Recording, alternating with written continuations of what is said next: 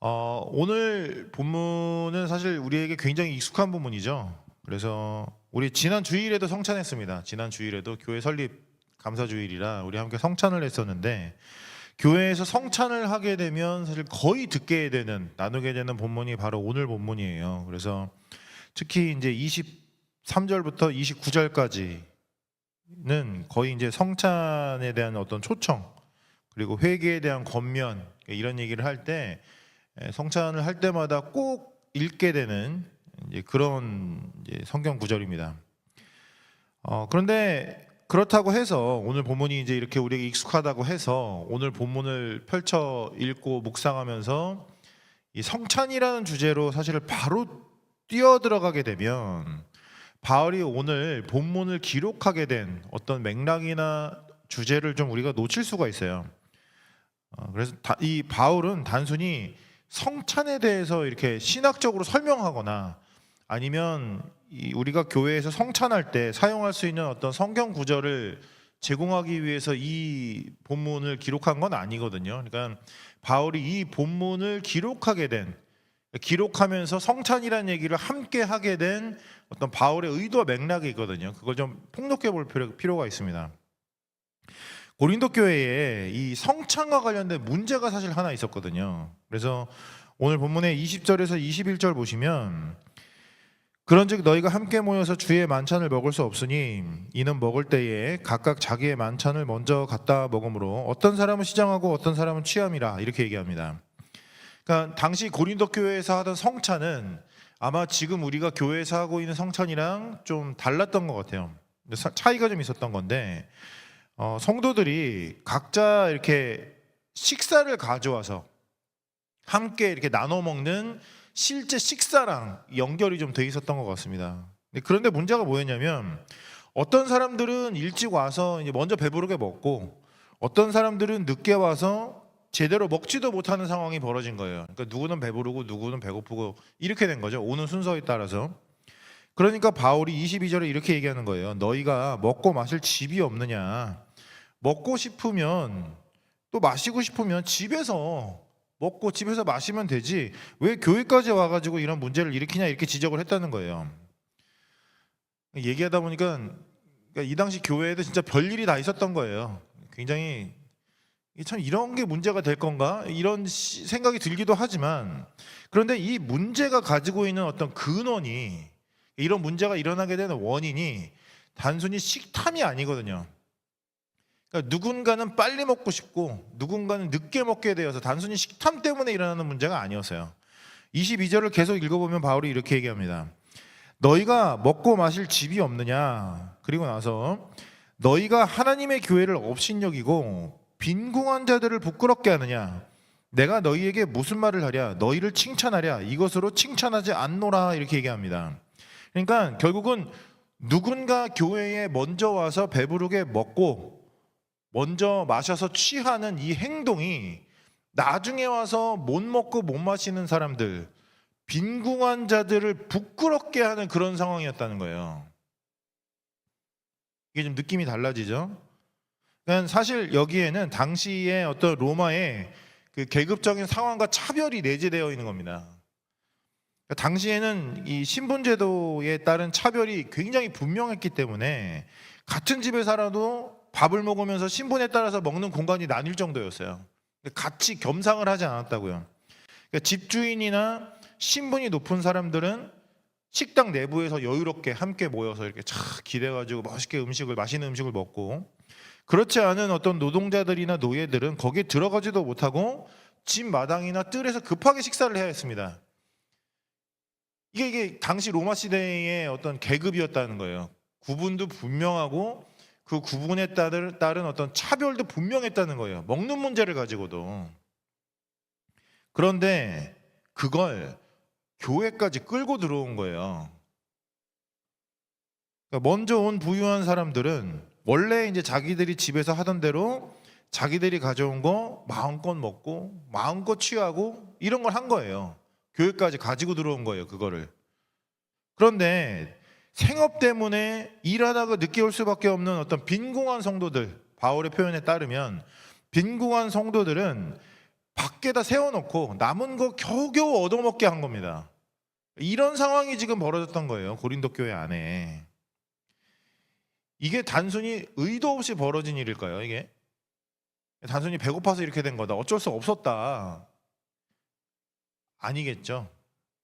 그러니까 아주 철저하고 아주 교묘하게 세상 거를 교회 안으로 끌고 들어와서 세상에서 하던 짓을 교회에서 하고자 하는 부유한 사람들의 큰 그림이었을 거라는 거예요.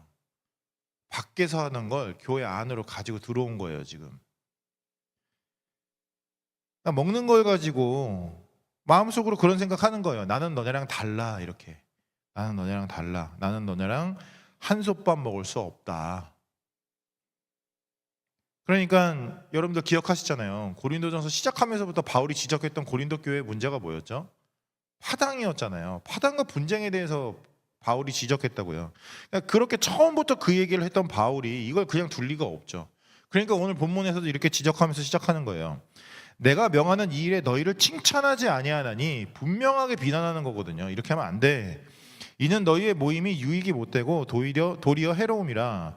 먼저 너희가 교회에 모일 때 너희 중에 분쟁이 있다함을 듣고 어느 정도 믿거니와 너희 중에 파당이 있어야 너희 중에 옳다 인정함을 받는 자들이 나타나게 되리라. 이 뿌리에 지금 너희들 이게 있잖아, 이렇게 얘기하는 거거든요.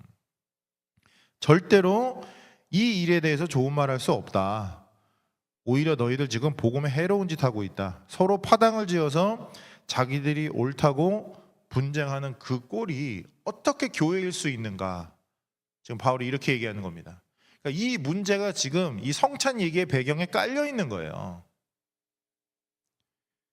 그래서 이 맥락을 가지고, 이 문제를 가지고 바울이 성찬에 대한 얘기를 이어가고 있다는 걸 볼 수 있어야 되는 거예요. 그래서 23절에 이렇게 성찬에 대한 얘기를 하기 시작합니다. 내가 너희에게 전한 것은 주께 받은 것이니, 이렇게 얘기하죠. 그러니까 성찬이 원래 뭔데, 주님께서 왜 성찬을 하신 건데 하면서 성찬의 본래 의미와 목적에 대해서 바울이 쭉 풀어내기 시작합니다. 그게 23절에서 26절 말씀이에요. 보시면 곧 주 예수께서 잡히시던 밤에 떡을 가지사 축사하시고 떼어 이르시되 이것은 너희를 위하는 내 몸이니 이것을 행하여 나를 기념하라 하시고, 식후에 또한 그와 같이 잔을 가지시고 이르시되 이 잔은 내 피로 세운 새 언약이니 이것을 행하여 마실 때마다 나를 기념하라 하셨으니 너희가 이 떡을 먹으며 이 잔을 마실 때마다 주의 죽으심을 그가 오실 때까지 전하는 것이니라 하면서 성찬에 담겨있는 예수 그리스도께서 성찬을 주신 의도에 대해서 바울이 쭉 푸는데, 주 예수께서 제자들에게 이 성찬을 주실 때 이렇게 얘기하셨다는 거예요. 이게 너희를 위한 내 몸이니, 이렇게 하셨다는 거예요. 예수님이 성찬을 주시면서 예수님의 한 몸은 구별 없는 너가 아니에요. 너희 모두를 위한 한 몸이었던 거예요. 예수의 한 몸을 나눠 먹은 그들, 너희 모두 역시 그래서 한 몸이 되는 거거든요. 그게 성찬에 담겨있는 의미였습니다. 그래서 나를 기념하라 하시잖아요. 지금도 이렇게 성찬 여기 상 보면 나를 기념하라, 그 표현이 항상 이렇게 성찬 상에 써 있거든요. 이 나를 기념하라 하시는 이 명령은 개인에게 하신 명령이 아니에요. 단순히 그게 아니라 구별 없이 모두가 함께 해야, 한 몸으로서 함께 해야 감당하고 드러낼 수 있는, 완수할 수 있는 공동체 미션이었던 거예요. 잔도 마찬가지입니다. 이 잔에 대한 내용도 보시면 이 잔은 내 피로 세운 새 언약이니 이것을 행하여 함께 마실 때마다 한 피를 마시고 한 형제가 된 그들이 함께 예수를 기념하게 하셨던 거예요. 한 몸을 먹고 한 피를 나눈 형제가 되는 겁니다. 그러니까 이렇게 이어지는 거예요. 너희가 이 떡을 먹으며 이 잔을 마실 때마다 주의 죽으심을 그가 오실 때까지 전하는 것이니라. 누가요? 너희가 전하는 거라는 거예요. 너희가. 네가 전하는 게 아니라 너희가 함께 전하는 것입니다. 성찬은 그래서 단순히 주님과 나만 먹는 게 아니라 주님과 우리를 먹는 거예요. 함께 먹고 마시잖아요. 그렇죠? 한 몸과 한 피로 먹는다고요. 그게 예수님께서 그 밤에 제자들에게 성찬을 주신 중요한 목적 중에 하나였습니다. 그러니까 이 성찬을 가지고 오히려 파벌을 만들고 분쟁을 만들고, 이게 말도 안 되는 얘기라는 거예요 지금 바울이. 그게 말이 안 된다. 성찬을 왜 주셨는데. 그러면 이어지는 얘기들도 좀 달라 보여요. 27절에서 29절, 우리 정말 자주 듣던 말씀 중에 이게 한 부분인데, 그러므로 누구든지 주의 떡이나 잔을 합당하지 않게 먹고 마시는 자는 주의 몸과 피에 대하여 죄를 짓는 것이니라. 사람이 자기를 살피고 그 후에야 이 떡을 먹고 이 잔을 마실지니 주의 몸을 분별하지 못하고 먹고 마시는 자는 자기의 죄를 먹고 마시는 것이니라 합니다. 그러니까 우리가 이게 성찬할 때 죄에 대한, 죄 회개에 대한 권고를 할 때 쓰는 말씀이잖아요. 그렇죠? 그런데 누구든지 주의 떡이나 잔을 합당하지 않게 먹고 마시는 죄는 단순히 내가 지난주에 지은 죄가 있습니다 주님 하고 고백하는 거기에 한정되는 게 아니라는 거예요. 그러니까 이 맥락이 지금 포함되어 있는 걸 다 잘라내고 읽으면 그냥 하나님 내가 죄를 지었네요, 죄를 지었으니 성찬받기에 합당할 거야, 개인적인 죄로 자꾸만 생각을 하게 되지만, 오늘 바울이 하고자 하는 얘기, 큰 흐름과 맥락과 주제를 보면 단순히 그것만이 아니에요. 그러니까 예수님께서 제자들에게 그리고 교회에게 성찬을 주신 이 본래 의미와 목적, 한 몸 되고 한 마음 되는 거, 그거를 망각하고 자기 자신을 위해서 자기 뜻대로 자기 마음대로 그 성찬을 취하면 그게 주의 몸과 피에 대하여 죄를 짓게 되는 거거든요. 지금 고린도 교회 맥락 속에서는 분명히 예수의 몸과 피, 그 떡과 잔을 통해서 하나가 되는 게 성찬에 담겨 있는 예수 그리스도의 뜻인데, 그 뜻은 무시하고 너희 배나 채우고 오히려 세상 차별을 교회 안으로 들여와서 성찬으로 그걸 드러내려 한다면, 성찬을 통해서 바깥에 있는 그거 차별과 구별을 오히려 드러내려 한다면, 그건 자기 죄를 먹고 자기 죄를 마시는 거잖아요.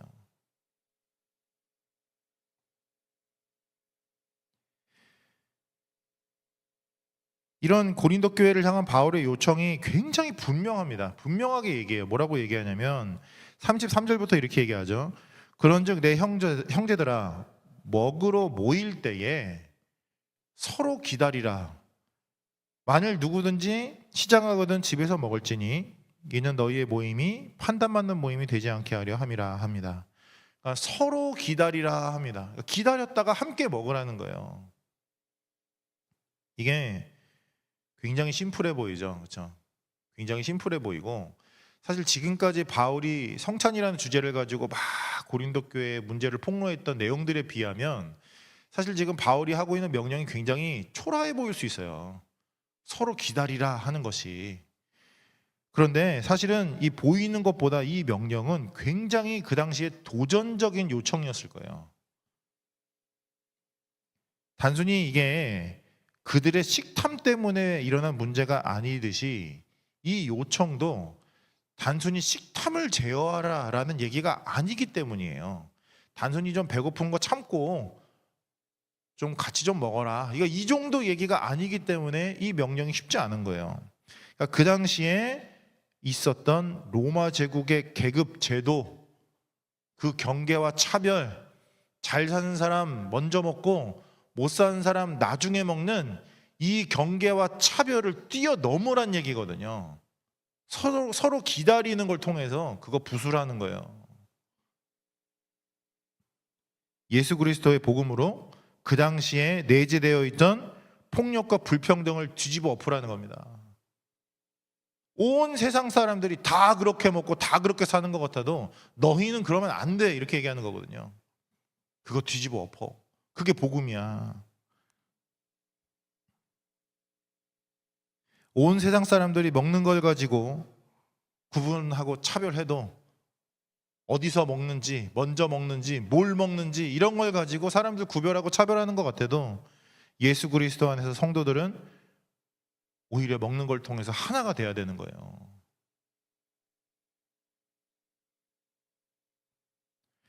온 세상 사람들이 먹는 음식, 먹는 공간, 먹는 시간으로 가난과 궁핍을 더욱 견고하게 굳혀가는 것처럼 보여도 예수 그리스도 안에서 성도들은 오히려 서로 기다려서 함께 먹고 함께 마시고 함께 하나가 되어서 그 모든 것들을 무력하게 만드는, 그 공동체 안에서는, 그 교회 안에서는 절대로 그런 것들에 발붙일 수 없다라는 것들을 증명하고 선포해주는 그런 식탁 공동체로서 자신들을 드러내란 얘기예요. 그게 지금 이 서로 기다리라에 담겨있는 메시지입니다. 그리고 이 메시지는 오늘의 우리를 향해서도 사실은 동일해요. 지금도 교회에서 성찬은 물론이고 이 식탁 교제를 강조하는 이유가 있는 겁니다. 교회에 오면 굉장히 잘 먹잖아요, 그렇죠? 교회에 오면 잘 먹고 잘 마십니다. 잘 나눠요. 이게 단순히 이렇게 우리 교회에 왔으니까 잘 먹고 잘 놀자가 아닌 거예요. 예수님과 함께 먹고 예수님과 함께 마심으로 하나가 됩니다. 심지어 그의 살과 피를 먹음으로 내가 예수 안에, 예수가 내 안에 거하시는 완벽한 연합이 실체가 되죠. 그게 교회잖아요, 그렇죠? 예수의 살과 피를 먹음으로 예수 그리스도와 완벽한 하나가 되는 경험을 하는 게 교회거든요. 그리고 결국 그게 단순히 나가 아니라 우리가 함께 먹고 우리가 함께 마심으로 우리가 하나가 되는 것입니다. 한 몸을 나눠 먹기 때문에 한 공동체이고 한 피를 나눠서 마시기 때문에 한 형제인 거예요. 그게 성찬에 담겨있는 의미이고 지금도 교회에 담겨있는 목적입니다. 지금도.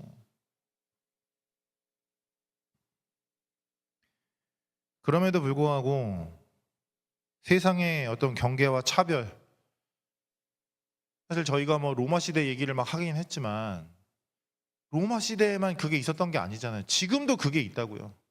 지금도 존재하는 세상의 어떤 경계와 차별을 교회 안으로 가지고 들어와서 자신을 이렇게 증명하려고 하는 경우들이 있습니다. 그걸 갖고 들어온다고요. 밖에 있는 것들을.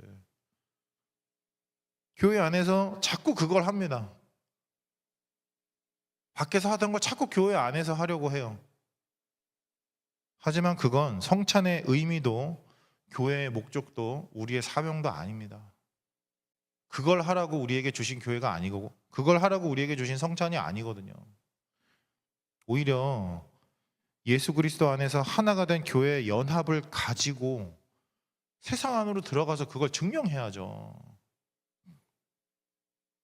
여기에서 한 그걸 가지고 가야죠. 그게 성찬의 의미고 교회의 목적이고 우리의 사명입니다. 우리가 지난 주일에도 함께 했던 성찬이 그래서 우리에게 주신 거거든요. 우리의 그런 몸부림이 굉장히 작아 보일 수 있습니다. 아까도 말씀드렸던 것처럼 바울이 명령했던 서로 기다리라 라는 명령은 굉장히 심플하고 굉장히 작아 보일 수 있어요. 우리가 할 수 있는 일들도 굉장히 작아 보일 수 있습니다. 의미 없어 보일 수 있어요, 심지어. 그런데 오늘도 그런 우리를 통해 하나님께서 세상의 불의함을 폭로하십니다. 여기에서 예수와 한 몸 되고 한 피 되었던 우리의 연합과 우리의 고백을 통해서 여전히 세상이 가지고 있는 차별과 구별을 폭로하세요. 서로 기다려 함께 먹고 마시는 우리들의 모습을 통해 세상의 구별을 폭로하세요. 그건 아니라고 얘기하세요. 오늘도 그런 우리를 통해 하나님께서 하나님 나라의 어떠함을 증명하십니다. 내 나라는 이런 나라야 라고 증명하기 원하시는 거예요.